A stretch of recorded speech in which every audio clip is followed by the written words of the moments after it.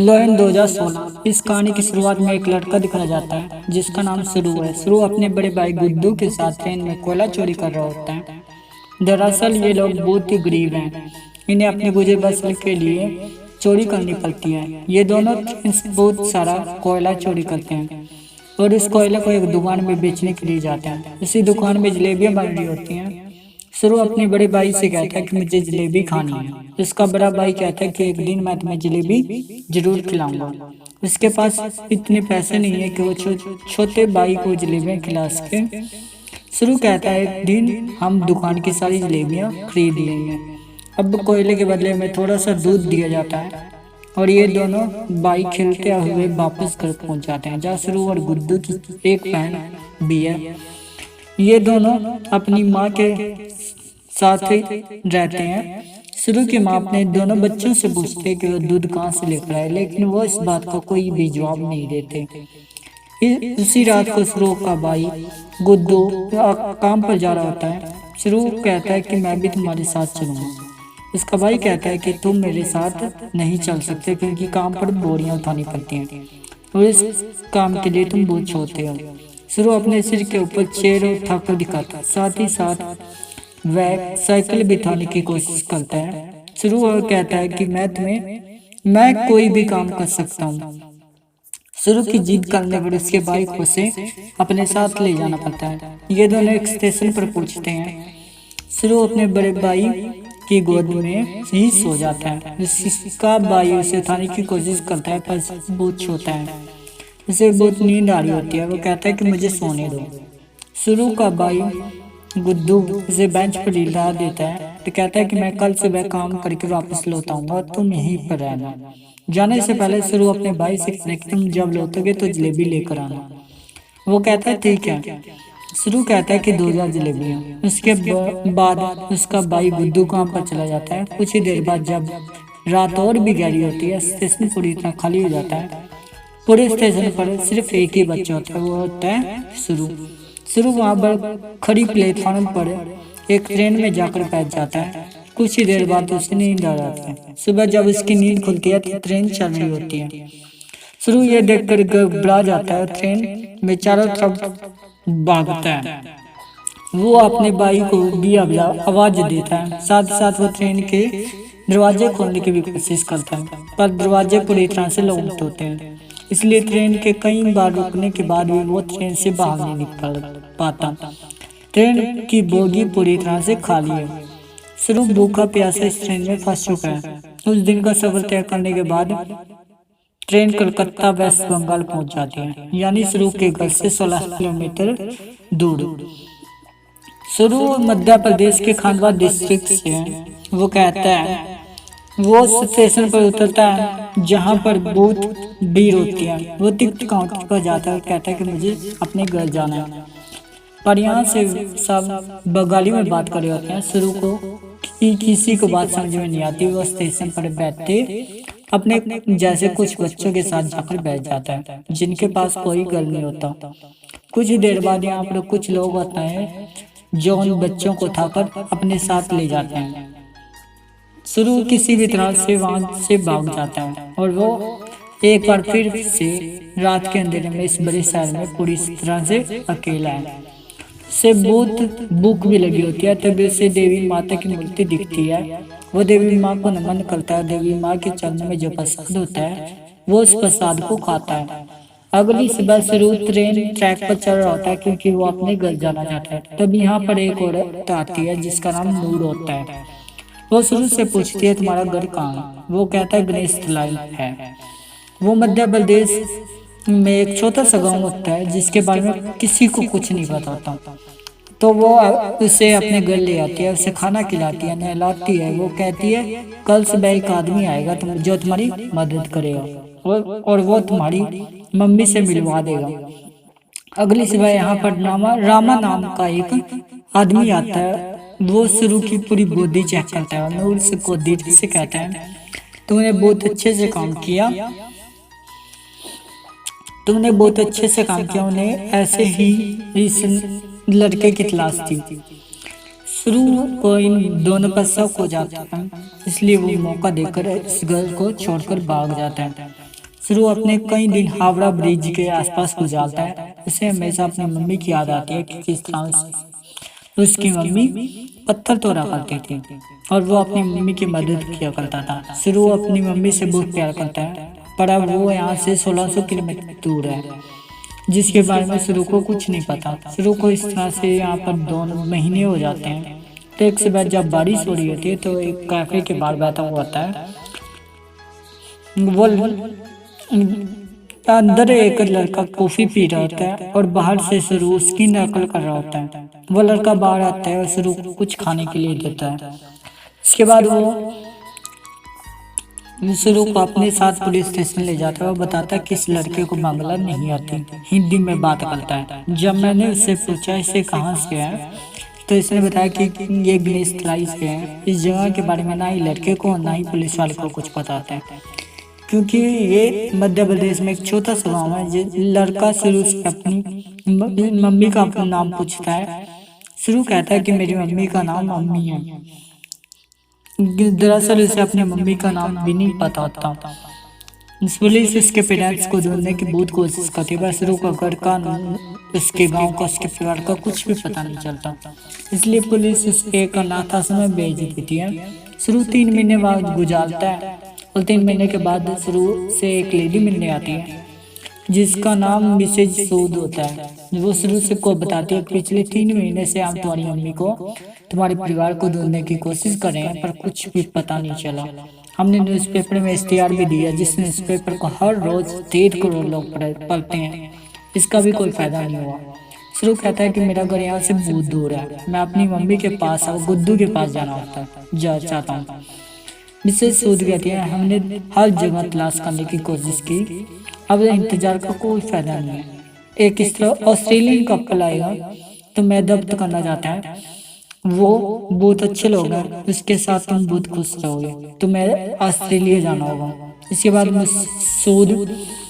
शुरू को अपने साथ अपने घर ले आती है, जहाँ पर कुछ और लोग भी होते हैं। मिसेज सूद सभी बच्चों को इंग्लिश के वर्ड, टेबल, मैनर, ये सब कुछ सिखाती है और अब शुरू को ऑस्ट्रेलिया भेज दिया जाता है, जहाँ पर मिस्टर जॉन और उनकी वाइफ सू, जिन्होंने सू को अडॉप्ट किया था, शुरू को अडॉप्ट किया था, उससे देखकर वो बहुत खुश होती है। शुरू को ये अपने घर ले जाते हैं। छोटे से मिट्टी के घर में रहने वाला शुरू जब इस घर को देखता है तो वो पूरी तरह से हैरान होता है। साथ ही साथ वो गुमसुम भी होता है, क्योंकि ये देश, यहाँ की मिट्टी सब शुरू के लिए पूरी तरह से नए हैं।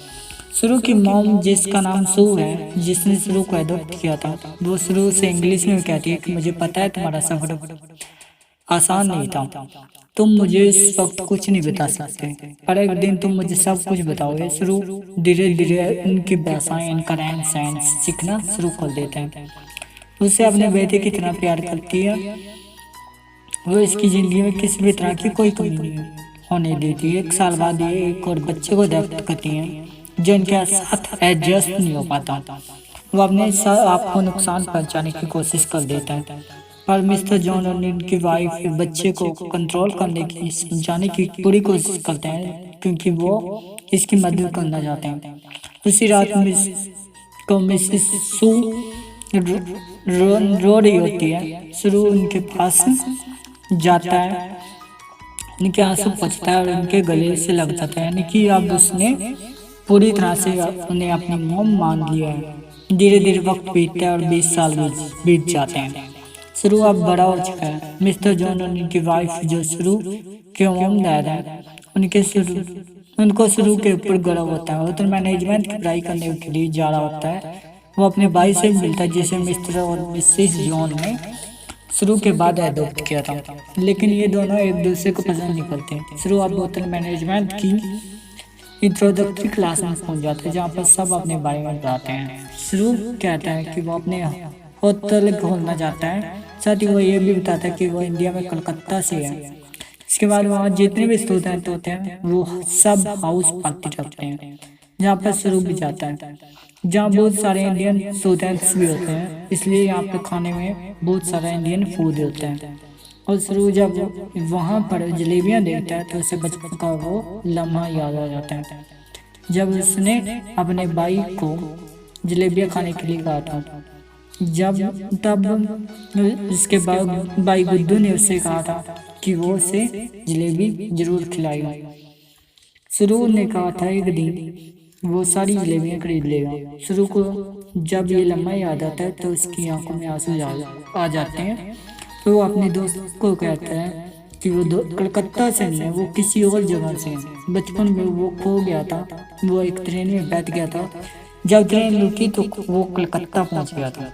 यहाँ पर एक लड़का उससे पूछता है कि वो ट्रेन में कितने दिन तक था। शुरू कहता है 2-3 दिन तक था।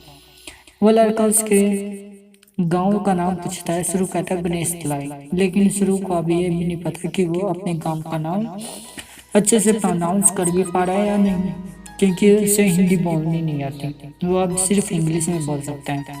यहाँ पर एक लड़का से कहता है कि कलकत्ता के हावड़ा ब्रिज से जहाँ पर तुम अपने बचपन में पहुंचे थे और वहां से हम टाइम और ट्रेन की स्पीड को कलेक्ट करें और वापस जाएं तो हम तुम्हारे गांव के आसपास के रेडियस में पहुंच सकते हैं। यहाँ पर एक लड़की उसे गूगल अर्थ के बारे में बताती है। वो कहते हैं गूगल अर्थ के सारे तुम दुनिया की किसी भी जगह को ढूंढ सकते हो। फलस्वरूप इसके बारे में और ज़्यादा बात नहीं करता। उसके बाद वो पार्टी से निकल जाते हैं। शुरू के साथ उसके एक लड़की भी होती है जिसका नाम लूजी होता है। ये दोनों एक दूसरे की तरफ अट्रैक्टेड होते हैं, इसलिए रात को ये दोनों एक दूसरे के फिजिकली बहुत क्लोज आ जाते हैं। अगली सुबह जब शुरू उठता है तो उसे अपने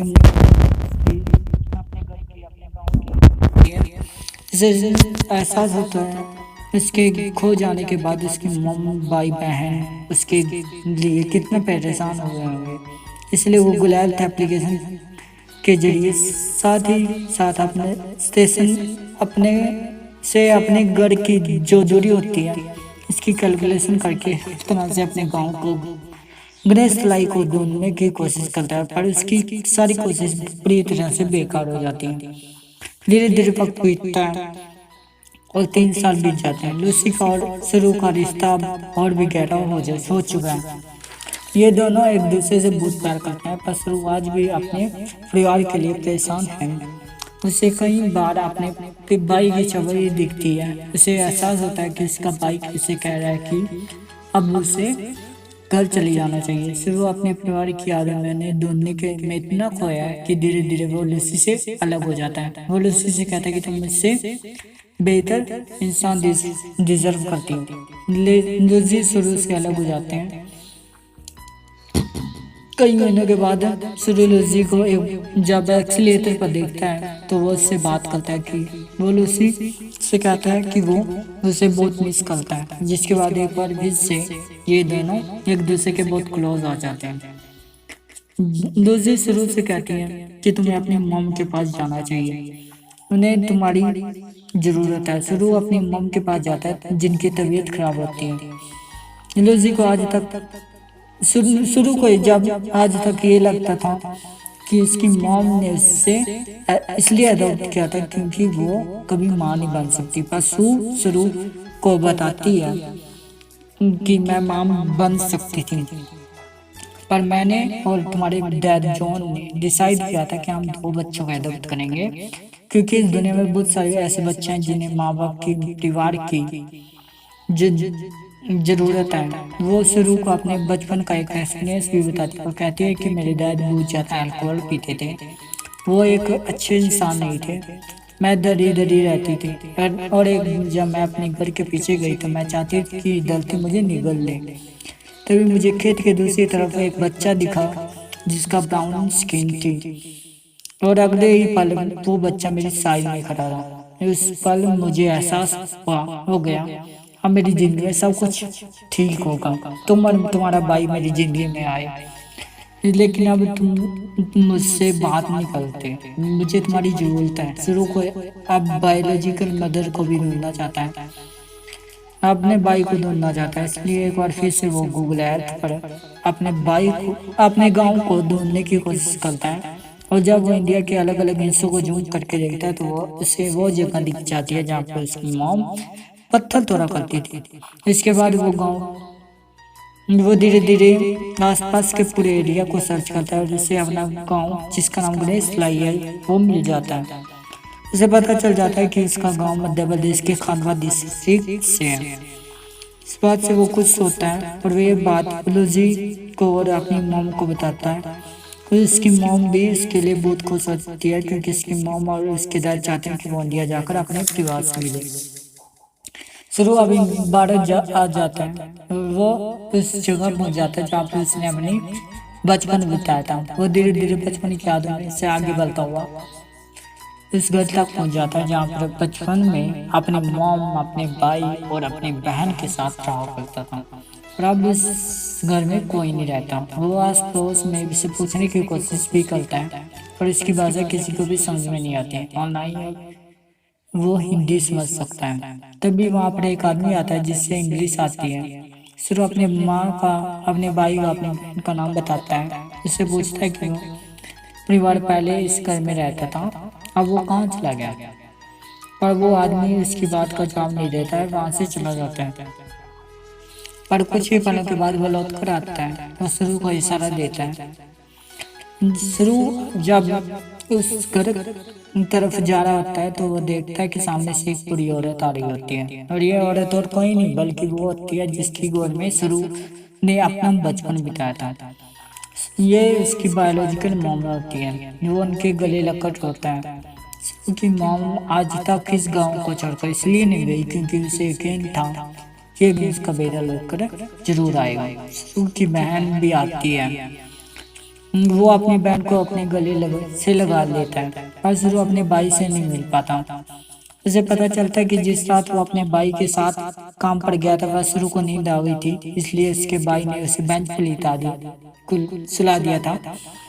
और जब उसका भाई जा रहा था तो शुरू ने अपने भाई से कहा था कि जलेबी लेकर आना। उसी रात को उसके भाई गुड्डू की एक ट्रेन दुर्घटना में मृत्यु हो गई थी। यानी कि एक माँ ने एक ही दिन में अपने दोनों बेटों को खो दिया।